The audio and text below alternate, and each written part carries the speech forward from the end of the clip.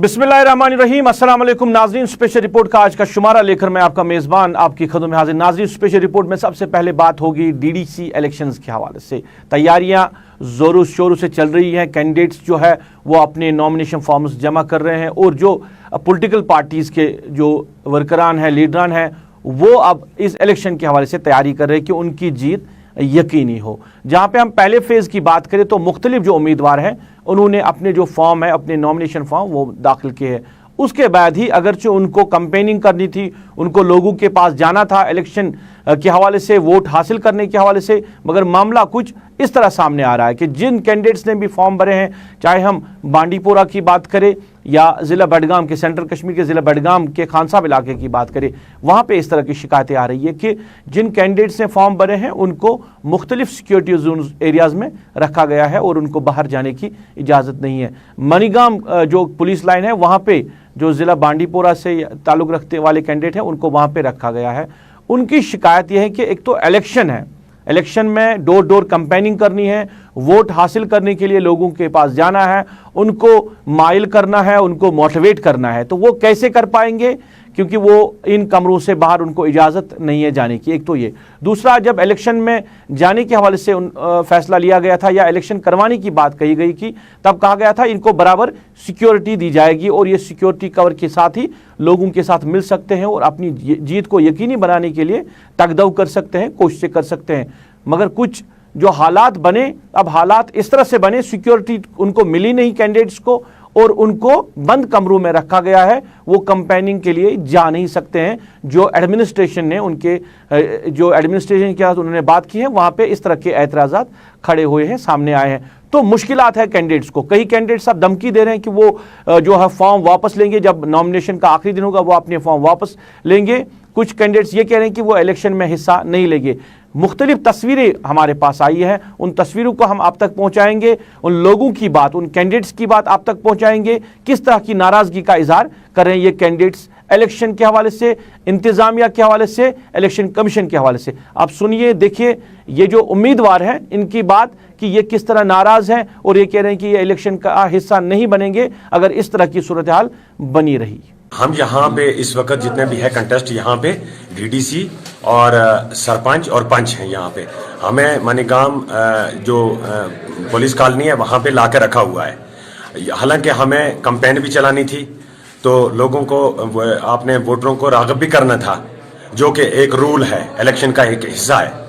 लेकिन हमें यहाँ पे रखा हुआ है, हम परेशान हैं, हमें कैंपेन के लिए जाने नहीं देते हैं। आज दूसरा दिन है, हम एसपी साहब से भी गुजारिश कर रहे हैं, डीसी साहब से भी गुजारिश कर रहे हैं, लेकिन कोई हमारी बात सुनने के लिए तैयार नहीं है।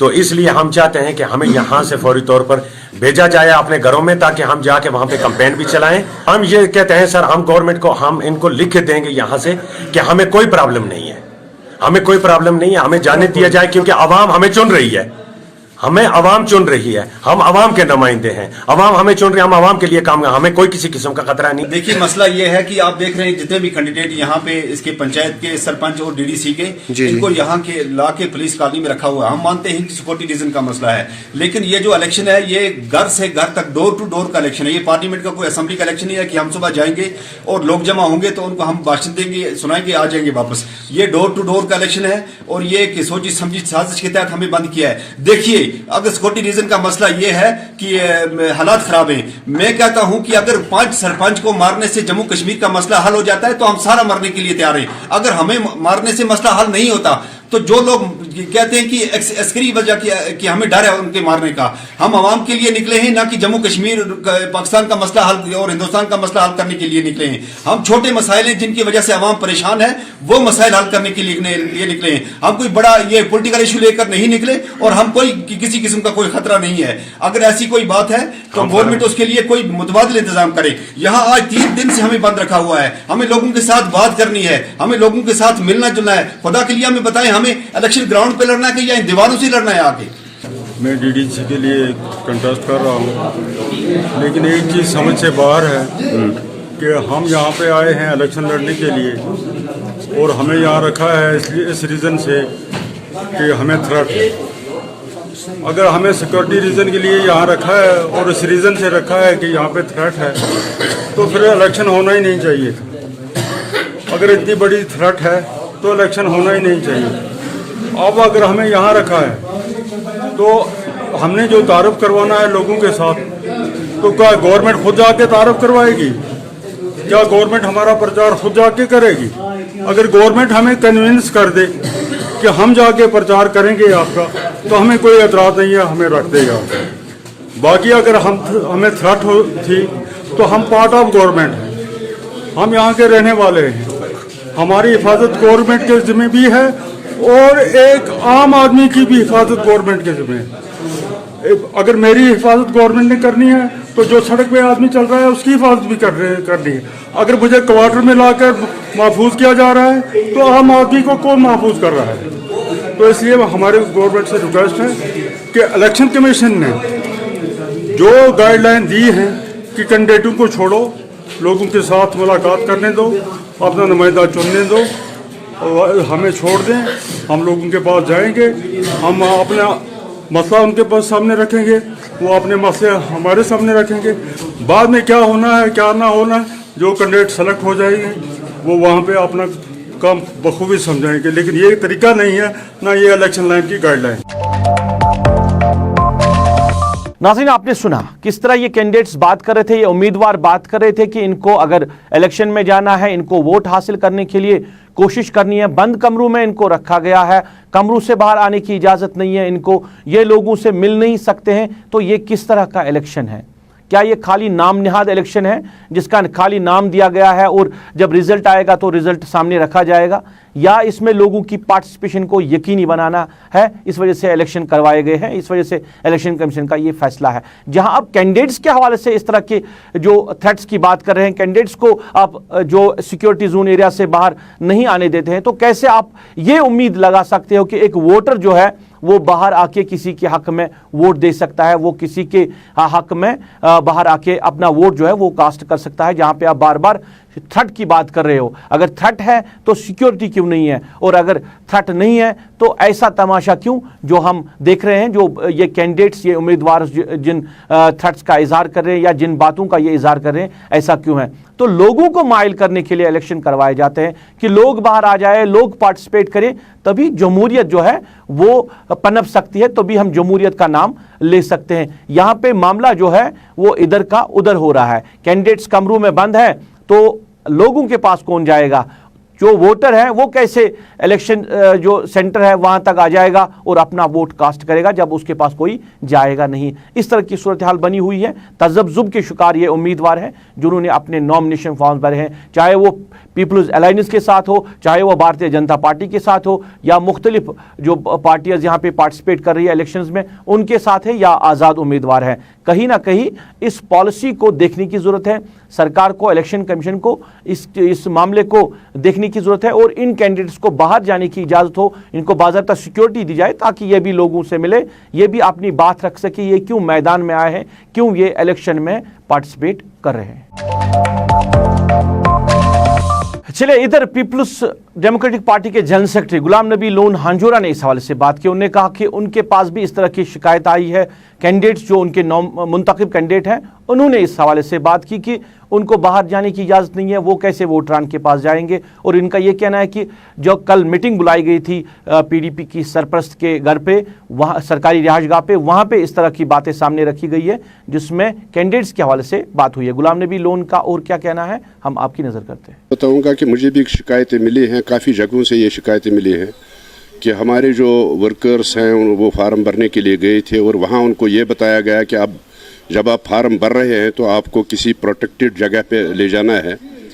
और मुझे लगता है कि ये एक मजाक बनाया गया है इस इलेक्शन का, इस इलेक्शन को मजाक बनाया गया है। और मैं ये कहूँगा कि ये जमहूरियत है, जमहूरियत में इलेक्शन प्रोसेस जो चल रहा है उस इलेक्शन प्रोसेस में हर एक कैंडिडेट को अपने अपने इलाके में जाना है, उसको कैंपेनिंग करनी है, तभी वो वोट हासिल कर सकता है। लेकिन जब ये फार्म भरने जाते हैं वहाँ पुलिस वाले होते हैं, उनको पकड़ के ले जाते हैं। लेकिन मुझे नहीं लगता है कि ये बहाना इन्होंने बनाया है इसका, सिक्योरिटी का। ये सिक्योरिटी का बहाना बना के ये उनको धमकाते हैं, उनको दबाते हैं और कोशिश ये इनकी होती है कि ये फार्म ना भरे और हम जैसे कि पहले हुआ है पंचायती इलेक्शन में कि बिला मुकाबला कामयाब हो गए इनके कैंडिडेट, ये वही चाहते हैं कि हमारे कैंडिडेट बिला मुकाबला कामयाब हो जाए। तो मुझे नहीं लगता है कि इस इलेक्शन को मजाक जब बनाया गया है तो ऐसी सूरत हाल में सिक्योरिटी का बहाना लेके उनको धमकाया दबाया जाता है, ये अच्छी बात नहीं है, जमहूरियत के लिए अच्छी बात नहीं है। मीटिंग थी, पीपल्स डेमोक्रेटिक पार्टी के लीडरों की मीटिंग थी जिसकी सदारत हमारी प्रेसिडेंट महबूबा जी ने की। वहाँ पे भी ये नोटिस में लाया गया, उनका हमारी प्रेसिडेंट साहिबा की नोटिस में लाया गया और उन्होंने ये यकीन दिलाया है कि मैं ये एडमिनिस्ट्रेशन के साथ ये मसला उठाऊंगी और मुझे लगता है कि आज या कल ये मसला उठाएंगे उनके साथ, एडमिनिस्ट्रेशन के साथ, और देखते हैं वो क्या कहते हैं वापस जवाब। कूका कफ लॉजेंजेस गले की खराश और इन्फेक्शन के लिए हमेशा अपने साथ रखिए। तुलसी के गुणों से भरपूर कूका कफ लॉजेंजेस, कभी भी कहीं भी। नाज़रीन, आप स्पेशल रिपोर्ट देख रहे हैं। स्पेशल रिपोर्ट में बात हो रही है डीडीसी इलेक्शंस के हवाले से। पीपल्स अलायंस में इत्तेफाक हो चुका था, ये ऐसे भी खबरें आई कि कैंडिडेट्स के हवाले से अब अलायंस ने फैसला लिया और जिस तरह अब जो लिस्ट सामने आ रही है और पीपल्स अलायंस की तरफ से अब कैंडिडेट्स को जो मुंतखब किया जा रहा है, कहीं ना कहीं अब इस हवाले से सवालात खड़े हो रहे हैं। अगर आज की हम बात करें त्राल, जिला पुलवामा के त्राल इलाके की बात करें, वहाँ पे पीडीपी के जो स्पोक्स पर्सन है डॉक्टर हरबख्श, उन्होंने अपना नॉमिनेशन फॉर्म वहाँ पे आज भरा है और वो कंटेस्ट कर रहे हैं त्राल से डीडीसी इलेक्शन। मगर अगर हम त्राल की बात करें तो पीपल्स अलायंस में ये कहा गया था कि त्राल की जो सीट है वो कांग्रेस के लिए रखी गई है। कंफ्यूजन यहीं पे है कि क्यों जो पीडीपी के कैंडिडेट हैं उन्होंने भी फॉर्म भरा है, कांग्रेस के कैंडिडेट ने भी फॉर्म भरा है। क्या कहीं ना कहीं जो कंसेंसस बनना चाहिए वो नहीं बन रहा है? क्या कांग्रेस अपनी तरफ से अलग से इलेक्शन लड़ रही है या अभी भी अलायंस का हिस्सा है? इस पूरे मामले पे हम बात करेंगे।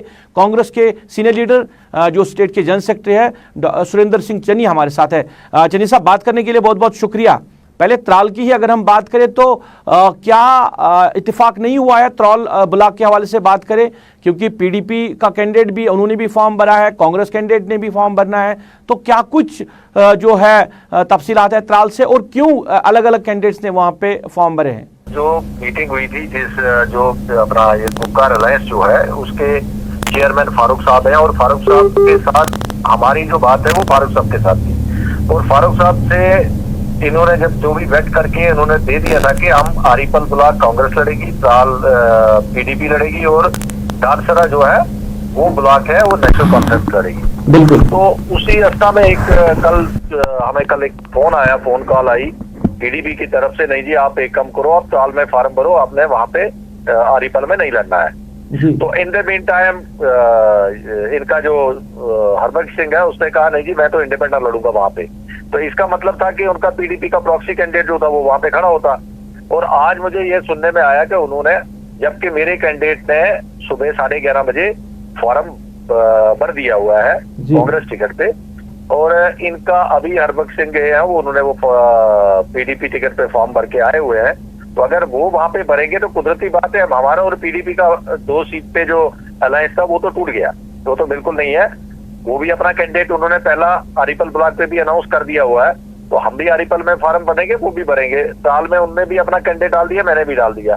रही बात नेशनल कॉन्फ्रेंस, अगर हमारे कैंडिडेट्स के खिलाफ खड़ा नहीं होती है तो हम भी उनके खिलाफ कोई कैंडिडेट खड़ा नहीं करेंगे। नहीं, नेशनल कॉन्फ्रेंस सुरेंद्र साहब, नेशनल कॉन्फ्रेंस कैसे खड़ा होगी? आप जब जिस तरह डॉक्टर हरबख्श ने फॉर्म भरा है वो तो नेशनल कॉन्फ्रेंस और पीडीपी का फिर उम्मीदवार होगा वहां पे।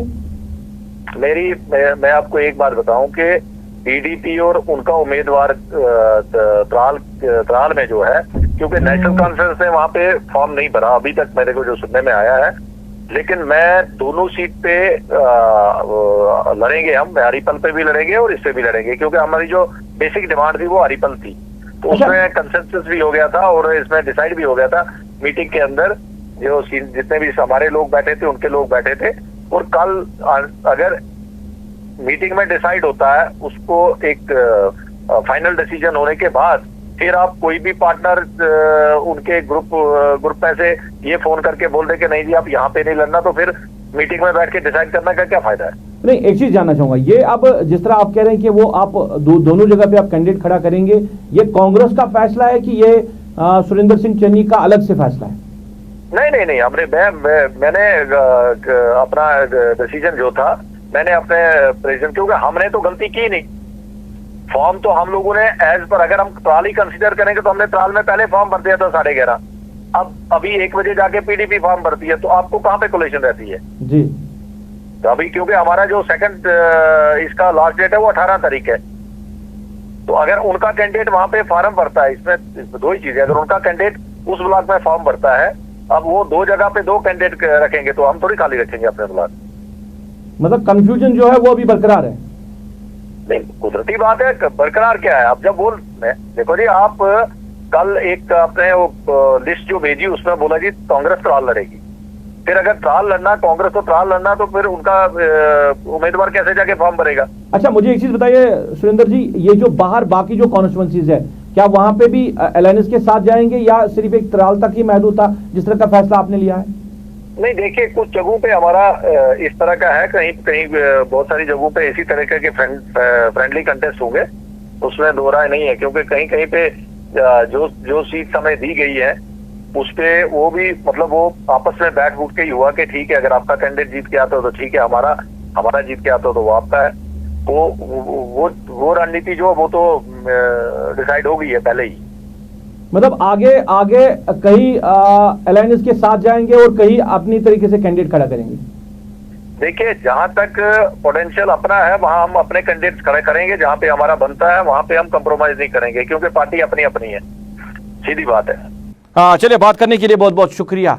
सुरेंद्र सिंह चन्नी कांग्रेस के जो जनरल सेक्रेटरी वो बात कर रहे थे और साफ अल्फाज में उनका कहना है कि जहां पे कांग्रेस की गिरफ्त है वहां पे कंप्रोमाइज नहीं होगा। मतलब अलायंस के साथ जाने का और ना जाने का क्या मकसद है? फिर क्या अलायंस में फिर से सोच विचार करने की जरूरत है, जहां पे इस तरह के खदशात सामने आ रहे हैं कि त्राल में जहां पे कांग्रेस कैंडिडेट ने भी फॉर्म भरा और पीडीपी के कैंडिडेट ने भी फॉर्म भरा है, और सुरेंद्र सिंह चन्नी का यह कहना है कि जहां पे कांग्रेस की गिरफ्त है वहां पे कोई कंप्रोमाइज नहीं होगा। नाज़रीन, बात त्राल के हवाले से हो रही है और त्राल की बात करें तो वहां पे पीडीपी के कैंडिडेट डॉक्टर हरबख्श ने अपना जो नॉमिनेशन फॉर्म है वो आज भर दिया है। उनके साथ पीडीपी के senior leader youth president Waheed Rahman पर्रा भी मौजूद थे। मैं पार्टी का स्पोक्स पर्सन हूँ और मैं शुक्रगुजार हूँ पार्टी की लीडरशिप को, उन्होंने मेरे पे एतमाद दिखाया और त्राल की कॉन्स्टिट्यूंसी में मुझे एज ए कैंडिडेट यहाँ पे सिलेक्ट अथॉरिटी दे के मैंने पीडीपी की तरफ से फॉर्म भरा। ये हमारी एक मजबूरी थी, पीडीपी इलेक्टोरल पॉलिटिक्स के लिए अलायंस में नहीं है। हमारा सबसे बड़ा मकसद है कि जो ये इस वक्त एक गैर जानिब तरीके से हड़पने की कोशिश की जा रही है, ये सारे इंस्टीट्यूट्स को एक अपने तरीके से एक बाइकाट की पॉलिसी को देख के, तो यहाँ पे जो किया जा रहा है हमारी एक मजबूरी बन गई, क्योंकि जो गुफ्कार अलायंस बनी है वो इलेक्टोरल पॉलिटिक्स के लिए नहीं बनी है, उसका एक बड़ा मकसद है जिसके लिए जदोजहद जारी रहेगी। ये इलेक्शन एक मजबूरी के तहत लड़ा गया और एक जवाब है उन लोगों को जो कहते हैं कि यहाँ हम अपने तरीके से बाइकाट करवा के। मैं अपील करूँगा त्राल के लोगों को, ये आज ये इलेक्शन जो है ये हमारी इज्जत और अना के लिए है, ये हमारी आइडेंटिटी के लिए है। इस इलेक्शन में पार्टिसिपेशन करें और देखें कि जैसे ये कैंडिडेट्स आ रहे हैं, प्रॉक्सी कैंडिडेट्स, बाकी चीज़ें, एक एक दो दो वोट वाले भी फॉर्म भर रहे हैं, तो एक मैसेज है कि आज एकजुट होके, और त्राल वाले सेक्युलर लोग हैं, त्राल वालों ने हमेशा सेक्युलरिज्म को देखा है।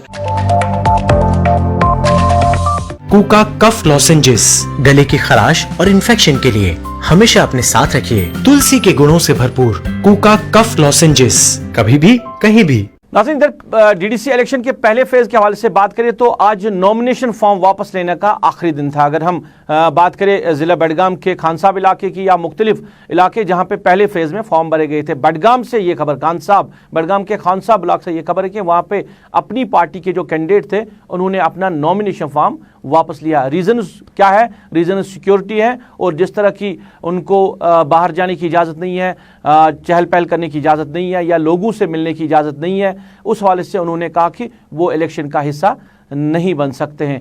और क्या कहना है इनका, हम आपकी नज़र करते हैं। बात यह है कि जब से नोटिफिकेशन निकली है तब से इन्होंने हमें होटल में रखा है। जब भी हम मूवमेंट करने के लिए निकल रही है, हमारे पास न गाड़ी अवेलेबल होती है ना सिक्योरिटी का मामला होती है। इस वजह से मैंने देखो, हर कोई कैंडिडेट उठता है जीतने के लिए, हारने के लिए कोई नहीं उठता है। जबकि इन्होंने हमें बंद रखा है होटल में। बाहर हम कैंपेन कैसे चलाएंगे, लोगों को अपनी तरफ माइल कैसे करेंगे? जब हम होटलों में रह चुके हैं तो बाहर कैसे हम निकल सकते हैं? अब आज मैंने कल मैंने मैसेज डाली है, मुझे आज किसी जगह पे विजिट है तो सुबह 12 बजे मुझे गाड़ी आई है। परसों मैंने मैसेज डाली है, 1 बजे गाड़ी आई है, और 3 कैंडिडेटों को एक गाड़ी दे रहे हैं, जबकि हमें एक दूसरे के साथ कंटेस्ट है। हम एक ही गाड़ी में कहाँ जा सकते हैं? इतने रीजन है। और जो हमारे 5 सरपंच है, एक रूम में 8-8, 10-10 को रखा है, और वहां पे एक कंबल दिया होटल वाले ने। खाना, अगर आप हमारे होटल में आओगे, खाना देखोगे हमारा, तो कुत्ते भी वो खाना नहीं खाएंगे। मैं यही पूछना चाहता हूँ एडमिनिस्ट्रेशन से, अगर आपको इलेक्शन करवाना था यहाँ पर, पहले आपको हायर गाड़ी करना था, सिक्योरिटी का मामला पूरा करना था। अगर आपको सिक्योरिटी की किल्लत थी वो बराबर करनी थी, फिर तो लोगों को उठाना था। या तो पहले 5 सरपंचों को छोड़ना था, फिर अगर डीडीसीओ को, मगर इनको प्रॉपर अकाउंटेट करना था आपको, मगर वो नहीं हुआ। इस वजह से मैं हारना नहीं चाहता हूं, मैंने अपना फॉर्म वापस लिया है। नाज़रीन, आप स्पेशल रिपोर्ट देख रहे हैं। स्पेशल रिपोर्ट में अब बात होगी महकमा सेहत के हवाले से। हम पीएससी दिलना की बात करें, इसको कोविड के लिए कन्वर्ट किया गया था, जहां पे लोगों ने पहले दिन से एतराज़ात खड़े किए थे कि लोगों को मुश्किलात हैं दिलना से बारामूला जाने में, क्योंकि वहां के बीमारों को फिर दिलना से बारामूला आना पड़ेगा तो मुश्किलात हो सकती है। इसको कन्वर्ट नहीं किया जाए, मगर इंतज़ामिया ने फैसला लिया और इंतज़ामिया ने इसको कन्वर्ट कर दिया। अब जो पेशेंट है, बाकी जो कोविड के बगैर जो बीमार हैं, उनको मुश्किलात हो रही है। इस हवाले से भी कई बार लोगों ने बात की। आज हमारे साथी इरशाद अहमद दिलना के इस पीएससी सेंटर पे गए थे, जहां पे लोगों ने खदशात का इजहार किया और लोगों ने कहा कि अगर इसको कोविड में मुंतकिल किया गया, यहाँ पे कोविड का कोई पेशेंट है ही नहीं है। दूसरा कि जो पीएससी दिलना है, वहाँ पे कोई मुलाजिम भी नहीं है, ना कोई डॉक्टर है ना कोई मुलाजिम है। सेंटर में एक चपरासी है जो वहाँ पे रखा गया है, और जो कोविड पेशेंट्स की बात की जा रही है, वहाँ पे कोई भी कोविड पेशेंट नहीं है। लोगों ने कहा कि अगर इस तरह की सूरत हाल थी तो इसको वापस पीएससी को जो बाकी बीमार हैं उनके लिए मुंतकिल करना चाहिए, क्योंकि बीमारों को मुश्किलात हो रही है। वहाँ के लोगों का क्या कहना है, हम आपकी नज़र करते हैं। जब से कोविड हुआ है तब से इस अस्पताल को इन्होंने कोविड में तब्दील किया है। हम यहाँ अवकाफ इस्लामिया दिलना की तरफ से रिप्रेजेंट करते हैं। बार बार हम यहाँ आए अस्पताल में, लगभग 10 बार हम आए, कोई पेशेंट हमने यहाँ नहीं पाया कोविड का। डीसी साहब के पास भी गई, वहाँ जो है ये इसका कंसर्न अफसर या छू तस्ती कर रिक्वेस्ट, मगर यहाँ पे बीमारदार या तीमारदार यहाँ पे आते हैं हालांकि इलाज करने के लिए, तो यहाँ पे इलाज नहीं होता है। यहाँ पर कोई इलाज नहीं होता है। यहाँ उन्होंने एक स्कूल रखा है इसके लिए, गवर्नमेंट स्कूल रखा है, लेकिन वहाँ स्कूल जो है दैट इज स्कूल, हस्पताल हस्पताल वो कह रहे रिक्वेस्ट अगर तो कोविड ठीक कोविड है ये बिल्डिंग गवर्नमेंट बिल्डिंग तो करो शिफ्ट कोविड बन कोविड सेंटर, तो ये हस्पताल कुन सूरत में लगभग 10,000 आबादी सफर करान। कितने मुश्किलात होते हैं यहाँ पे? बहुत सारे मुश्किलात हैं। अगर मामूली कल दो तम खतर पे बारामूला गसन, यहाँ से बारामूला गसन पेशेंट है। नाज़रीन, बात बारामूला की हो रही थी, अब हम बात करेंगे जिला कुपवारा के हंदवारा इलाके की।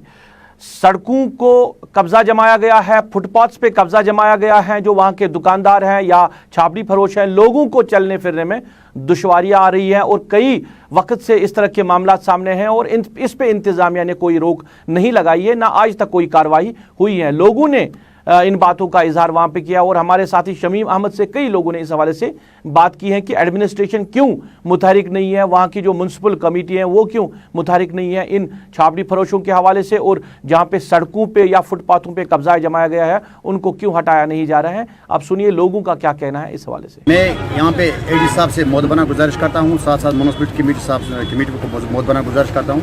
फुटपाथ लोगों के चलने के लिए होता है और जो ब्लैक टॉप रोड है वो गाड़ी के लिए है। यहाँ पे देख रहे हैं फुटपाथ पूरा बंद है, पूरा जाल बिछ गया, लोगों को मैक्सिमम जहाँ ब्लैक टॉप है वहीं चलना पड़ता है। ये बहुत बड़ी गलत बात है, इसमें एडी साहब इसमें जल्दी से जल्दी एक्शन होना चाहिए।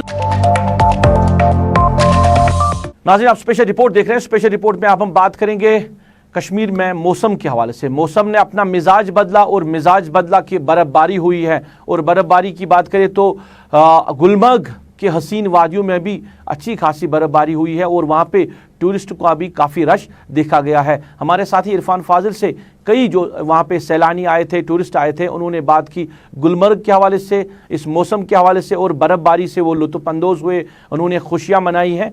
क्या कहना है इन टूरिस्ट्स का, हम आपकी नज़र करते हैं। गुलमर्ग में हम मौजूद हैं और साथ साथ यहाँ टूरिस्ट भी आए हैं, बात करेंगे। सर कहाँ से आए हैं? सर फिरोजाबाद से आए हैं। आगरा फिरोजाबाद। फिरोजाबाद आगरा। आगरा से आए हैं। आगरा से कश्मीर गुलमर्ग कैसा लग रहा है? बहुत अच्छा लग रहा है। बहुत ही अच्छा लग रहा है। इतनी वाइस और इतना सब कुछ मजा आ गया भैया। बहुत लॉकडाउन के बाद इतने परेशान हो चुके थे घर में, तब घूमने का बहुत अच्छा लग रहा है। यहाँ के लोग और यहाँ की जो हॉस्पिटैलिटी है कैसी लगी आपको? नहीं सर, यहाँ के लोग बहुत अच्छे हैं सर, बहुत ही अच्छे, बहुत प्रेम भाव है और बहुत अच्छी तरह से बातचीत, उनका बहुत कोऑपरेटिव है, बहुत बढ़िया। बहुत पहले प्लान किया था आपने कि अचानक बिल्कुल अचानक से प्लान किया है सब कुछ। बच्चों ने एकदम से एक प्रोग्राम बनाया, अभी 8 दिन के अंदर ही प्रोग्राम बनाया। क्या मैसेज होगी हिंदुस्तान में इस वक्त सब लोग आपको देख रहे हैं, क्या मैसेज होगी स्पेशली टूरिज्म को लेकर? बिल्कुल कहेंगे सब लोग आइए, लेकिन बस केयरफुली आइए सब लोग। हम लोग भी केयरफुली सब लोग आए हैं यहाँ पर, बहुत अच्छा लग रहा है। एक साइड से कोविड-19 और 2020 का कहर और दूसरे साइड से जी हाँ टेंशन फ्री होने के लिए वादी कश्मीर सयाहों का रुख। गुलमर्ग जैसी खूबसूरत डेस्टिनेशन में सयाहों का मानना है कि यहाँ की मेहमान नवाजी लाजवाब, और साथ ही साथ अगर यादें लेकर जाएं तो बर्फीली यादों को साथ लेकर जाएं, क्योंकि एक साइड से अगर कहा जाए तो दुनिया में कहीं जन्नत है तो वो कश्मीर है, जबकि बादशाह जहांगीर ने भी कहा, मगर यहाँ आके लोग सच में लुत्फानंदोज हुए। साथ ही साथ सयाहों का ये भी मानना है कि यहाँ आए, यहाँ पर कोई ऐसी बात नहीं जिसे आप टेंशन में खो जाएं। फिलहाल इतना जरूर हम कह सकते हैं कि कहीं ना कहीं रोजगार के हवाले से टूरिज्म डिपार्टमेंट को धीरे धीरे बूम तो मिल रहा है, मगर आगे आने की काफी ज्यादा जरूरत है ताकि वादी कश्मीर सयाह आए और साथ ही साथ यहाँ की यादों में लुत्फ हो। विद वीडियो जर्नलिस्ट समीर वानी के साथ सैयद इरफान फाजिल, गुलिस्तान न्यूज, गुलमर्ग कश्मीर। नाज़रीन, चलते चलते आपको ये भी बताया कि लोगों के मुश्किलात में इजाफा हो रहा है, और जहाँ पे मौसमी सरमा की हम बात करें, बर्फ़बारी या बारिशें शुरू हो गई है तो लोगों के मुश्किलात में कहीं ना कहीं इजाफा हो रहा है। हम बात करें पावर सप्लाई के हवाले से, तो इस हवाले से लोग पहले ही सरापा एहतजाज है कि शेड्यूल के मुताबिक भी अब शहरी श्रीनगर में है या देहातों में या टाउन्स में लोगों को जो बिजली सप्लाई नहीं मिल रही है, लोगों को काफ़ी मुश्किलात है। अब पीने के पानी के हवाले से भी लोग जो है वो शिकायत कर रहे हैं और अपने गम गुस्से का इजहार कर रहे हैं। दिलना की बात करें, तकरीबन 15,000 से ज़्यादा फैमिली जो है वो वहाँ पे रिहाइश पजीर है, उनको पीने के पानी के हवाले से काफ़ी मुश्किलात है। कई बार महकमे की नोट्स में लाया गया है, इंतज़ामिया की नोट्स में लाया गया है, मगर आज तक कोई कार्रवाई नहीं हुई है। लोगों ने इल्ज़ाम लगाया कि बैक टू विलेज प्रोग्राम्स में अगरचे इन बातों का इजहार भी किया गया था, सरकार के सामने या एडमिनिस्ट्रेशन के सामने इन मुश्किलात या इन ग्रीवेंसेस को रखा भी गया था, मगर आज तक इस हवाले से कोई कार्रवाई नहीं हुई है। और दूसरा कि जो जल शक्ति महकमे ने अब हर नल के ज़रिए जो जल की बात कही है गई कि हर घर में अब नल लगेगा और नल के ज़रिए लोगों को पानी मिलेगा। जिन घरों में ऑलरेडी नल लगे हुए हैं वहाँ के लोगों को पानी नहीं मिल रहा है, तो इस स्कीम का और इस नारे का क्या मतलब है? लोगों की नाराज़गी आप सुनिए, आप देखिए कि लोग किस तरह नाराज़ हैं। मुझे मेरी पूरी टीम के साथ, मेरे कैमरा पर्सन आबिद कादिर, मेरे ऑनलाइन एडिटर खालिद मुश्ताक के साथ दीजिए इजाज़त। आप अपना ख्याल रखें, हमें दुआओं में याद रखें। पानी जो है अनंतनाग से लेकर यहाँ तक जो रिफ्यूज़ल हो रहा है वही हम लोग पीते हैं। हमारी पुरानी एक स्कीम थी यहाँ बाबा ऋषि से, वो हुकूमत ने सोपोर ले गए वो, तो यहाँ कुछ नहीं है। हमने सुना था पिछले साल 4 टैंकियाँ आ गई, वो जो टैंक्स बनाते हैं, फंड्स भी रिलीज हुए, मगर काम नहीं हो पा रहा है। बहुत गंदा पानी हम पी रहे हैं यहाँ। कब से ये मुश्किलात, कब से पानी की किल्लत कब से है? ये तो तकरीबन 10-15 साल से हम थक गए। मिनिस्टरों ने आश्वासन दिया, अफसरों के पास चले गए,